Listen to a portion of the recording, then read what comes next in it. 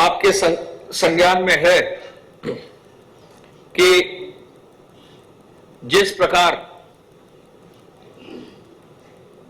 कोटा से छात्रों को लाया गया हमारे प्रदेश में, माननीय मुख्यमंत्री जी के आदेशानुसार जिस तरह से उन्होंने हरियाणा राज्य के माननीय मुख्यमंत्री जी से वार्ता करके हरियाणा के हमारे श्रमिक भाई और जो हमारे कामगार हैं उनको बुलाया, जिस तरह उन्होंने प्रयागराज के छात्रों को अपने घर भेजा, लगभग उसी रूप में जो गाइडलाइंस हैं वो भारत सरकार की अब आ गई हैं। उस कड़ी में आज ये महत्वपूर्ण बैठक भारत सरकार की गाइडलाइंस आने के बाद आज माननीय मुख्यमंत्री जी ने उसमें डायरेक्शंस दिए हैं। सर्वप्रथम माननीय मुख्यमंत्री जी ने यह कहा है कि अन्य राज्यों में जो हमारे प्रवासी कामगार हैं, श्रमिक हैं, वो उन्होंने अपील की है कि पैदल यात्रा न करें। उन्होंने ये कहा है कि हर व्यक्ति को, हर प्रवासी श्रमिक को, हर कामगार को सुरक्षित प्रदेश सरकार लाने की व्यवस्था कर रही है। चरणबद्ध रूप से इस व्यवस्था को किया जा रहा है और इसी क्रम में प्रत्येक राज्य सरकार से उत्तर प्रदेश सरकार के हम सभी लोगों को आदेश मुख्यमंत्री जी ने दिया है कि हम लोग वार्ता करें।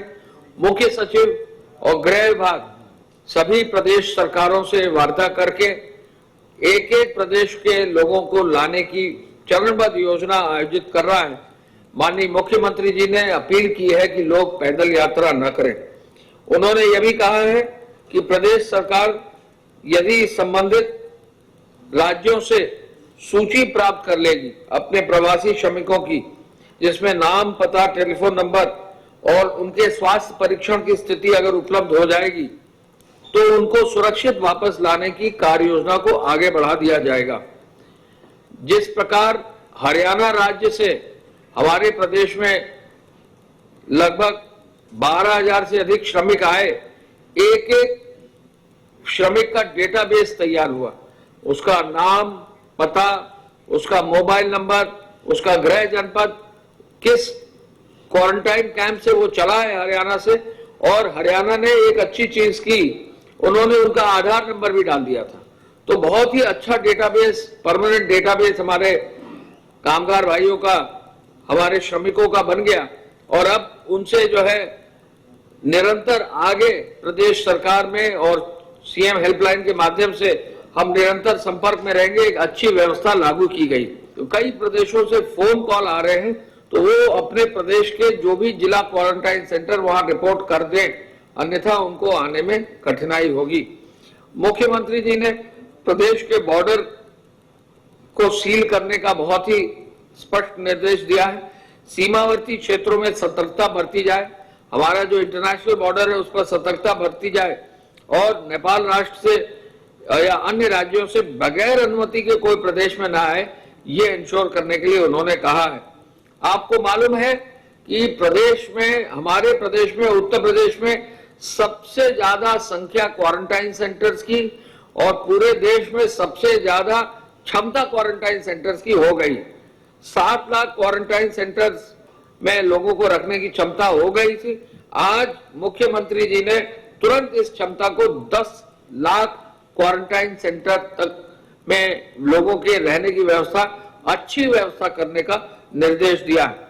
उन्होंने ये भी कहा है कि क्वारंटाइन सेंटर और शेल्टर होम के लिए बड़े कॉलेजों का उपयोग किया जाए।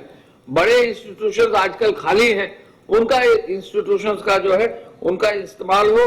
कम्युनिटी किचन, शौचालय और सुरक्षा की व्यवस्था वहां उपलब्ध होनी चाहिए। मुख्यमंत्री जी ने आज आदेश ये दिया है कि नोएडा और दिल्ली और साथ साथ अलीगढ़, इन जगहों पर यदि हमारे छात्र कहीं अटके हैं तो अब उनको भी घर भेजने की व्यवस्था कर दी जाए।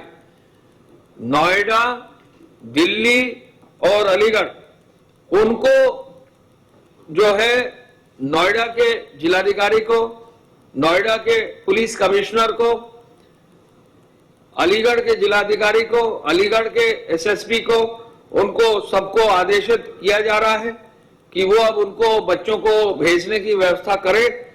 और दिल्ली सरकार से हमें गृह विभाग, चूंकि नोडल विभाग है, हमें आदेश किया गया है कि हम लोग दिल्ली सरकार से संपर्क करके वहां जो छात्र रुके हुए हैं उनकी सूची बनवाकर स्वास्थ्य परीक्षण कराकर उनको भी हमारे अपने राज्य में लाने की व्यवस्था की जाए।